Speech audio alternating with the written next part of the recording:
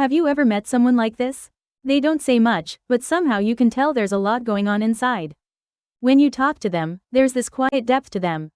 But they never really talk about themselves. And every time you try to get closer, you hit this invisible wall. It's not that you dislike them.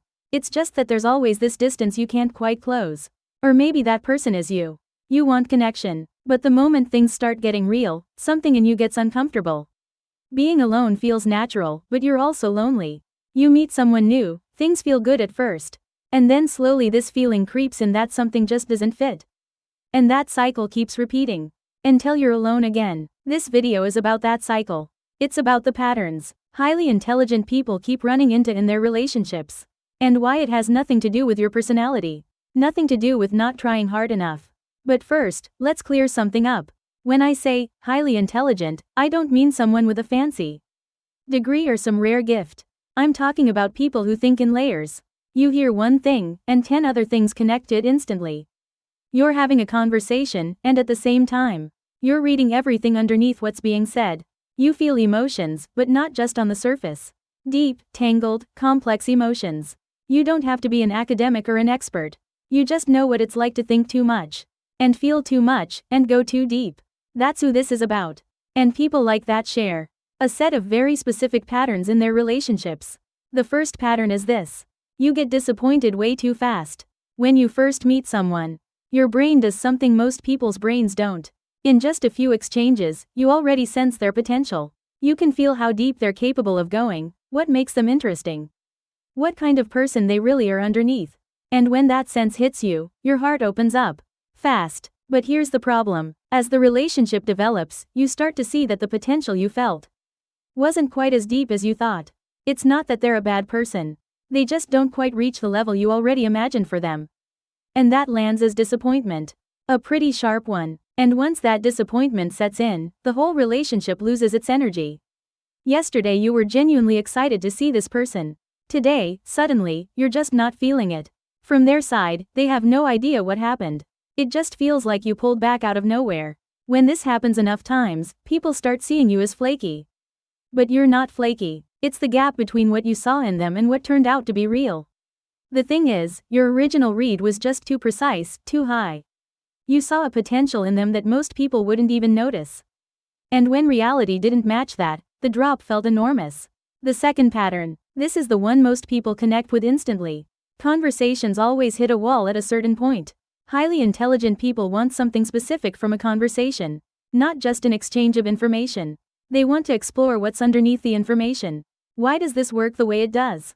What happens if you look at it from a completely different angle? They want to go places in a conversation, together. But most people can't stay in that space for long. At some point, they change the subject. Or the conversation drifts somewhere lighter. Or they just say, yeah, totally, and leave it at that. And none of that is wrong. That's just how they talk. But for a highly intelligent person, that moment is unmistakable. It feels like the conversation just dropped. Like you were building something together. And then suddenly the other person walked away from the table. After enough of those moments, you quietly decide how deep you're willing to go with someone. There's a ceiling, and you both just live under it. And that's how you end up surrounded by people you're technically close to, but never actually say anything real to. You hang out, you laugh, you make plans. But the things that actually matter to you have never once come up. And the more of those relationships you accumulate, the lonelier you feel. Surrounded by people, still alone. The third pattern. And I promise, every time I mention this one, at least one person in the comments says, that's literally me. You love being alone so much that your relationships keep quietly fading. For highly intelligent people, alone time isn't just rest. It's a genuine need. Your brain is processing constantly. Every conversation is happening on multiple layers at once. Every emotion gets analyzed, not just felt. Even when you look completely checked out, your mind is still running. That's just your default setting. So without enough alone time, you don't just feel tired. You completely shut down. It stops being about recharging and starts being about survival. But relationships need a consistent presence. Regular check-ins, quality time, emotional availability. And that can feel genuinely overwhelming. Not because you don't care, but because you're running on empty. So you go quiet for a while. The texts slow down. The hangouts get rarer. And from their side, it looks like you've lost interest. But that's not it at all. You just needed to refuel. The problem is, by the time you're back, the connection has already cooled. When this keeps happening, you start wondering what's wrong with you. Why'd I keep pulling away from people I actually like? But it's not avoidance. It's just that your energy runs on a completely different structure. The fourth pattern, and this might be the most fundamental one. You figure people out too quickly. Highly intelligent people read people fast. After just a few conversations, you can already see what someone is afraid of. How they defend themselves. What shuts them down. It's not something you're doing on purpose. It just happens. And that's a double-edged thing. On one side, it means you can understand someone deeply. You know what they need before they ask. You can see where they've been hurt. And you can show up for them in really precise, thoughtful ways. But on the other side, you also see their limits. Really fast. This is the part where they'll never change their mind. This is the conversation they're not capable of having. This is as far as this is going to go. Once you see that, your expectations automatically adjust. Not out of judgment. It just happens. And from their side, there's this quiet sense that you're not letting them in. Which is fair, but it's not coldness. It's just that you already see the whole picture. And it's hard to keep reaching towards something you know isn't there. The fifth pattern. Deep feelings. Real ones, but almost impossible to show. Highly intelligent people get mistaken for being cold, detached, emotionally distant, but it's the opposite. They feel things intensely. A song can bring them to tears. Someone else's pain can hit them like it's their own. Something beautiful can leave them completely speechless. The feelings aren't small. If anything, they're too big. But getting them out is hard. Because the feelings are so layered and complex that words just don't reach them. To really explain what you're feeling in this moment would take an hour. And most conversations don't work that way. So you don't say anything. If you can't say it right, you'd rather not say it at all. But from the outside, you look like someone who just doesn't feel much. No visible emotion. Always logical. Hard to reach emotionally. And that creates distance in the relationship. But inside, it's a lot. It just never makes it to the surface. The sixth pattern. This one quietly erodes relationships from the inside. You can't get past other people's inconsistencies. Highly intelligent people are wired for consistency. When someone says one thing and does another. When they claim to value something but never actually act like it. When their words and their behavior don't line up. Even if it's small, you notice. And it's hard to let go. Now, here's the thing. Everyone is inconsistent sometimes. That's just being human. People contradict themselves without realizing it. They bend their own rules depending on the situation. That's not a character flaw. It's just life. But your brain keeps flagging it. You try to move on, but the scene keeps replaying. Why did they say that back then? But act like this now? Over time, that accumulates, and your trust in them slowly erodes. Not from one big fight. Not from some dramatic event. Just a quiet, steady drift. From their side, the relationship just randomly went cold. No explanation. But you've been processing this for a long time.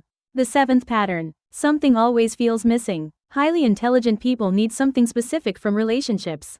Not just time spent together. They want to feel expanded by someone. Like they can reach thoughts together that they couldn't reach alone. Like after a conversation, they're somehow a little bigger than they were before. That's what they're looking for. And that's incredibly hard to find. So even in good relationships, there's this low hum of something not quite right. This person is kind. They care about you. You feel safe around them. But something still feels like it's missing. And it's not ingratitude. You just have a need that isn't being met. And you can't quite explain what it is.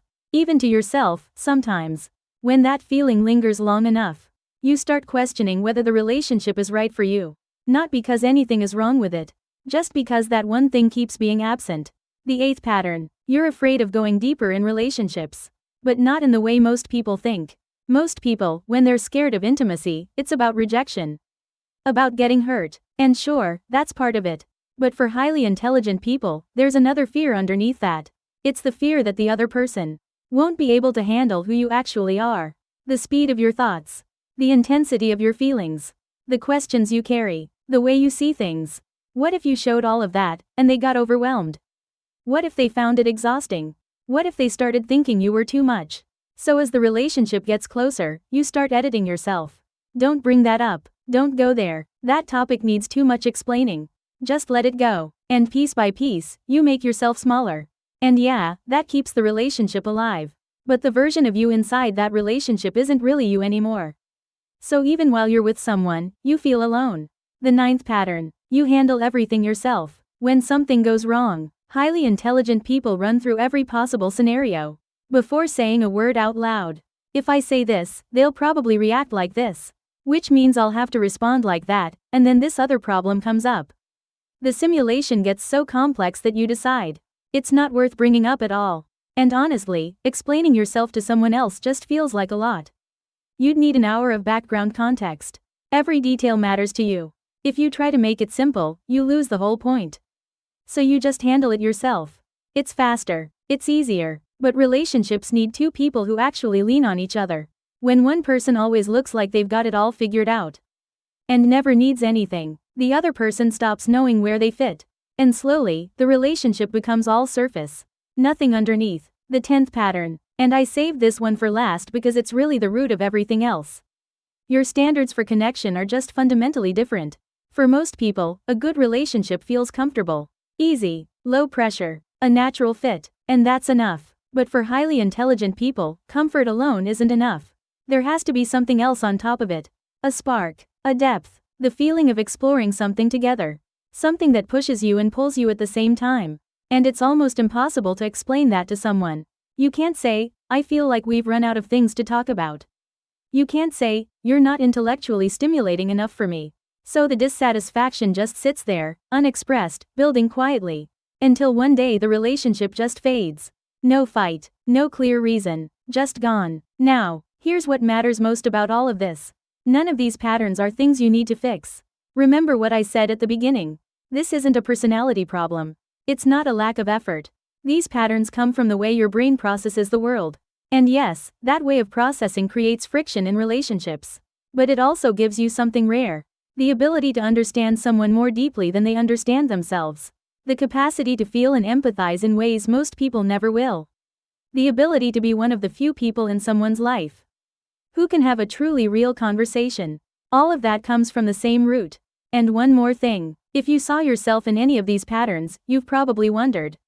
At least once, is there actually a relationship out there that works for me? There is. It just might not look like what everyone else calls a relationship. It doesn't have to be constant contact.